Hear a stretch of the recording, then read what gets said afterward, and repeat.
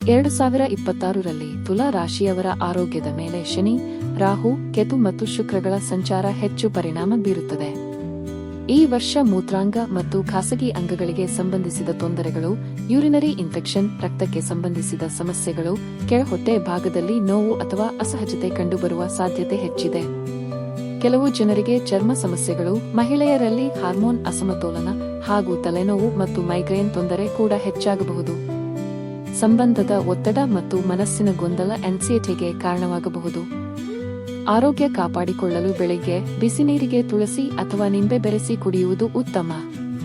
ಹಗುರವಾದ ಆಹಾರ, ನಿಯಮಿತ ನಡಿಗೆ, ಪ್ರಾಣಾಯಾಮ ತುಂಬಾ ಸಹಾಯಕ.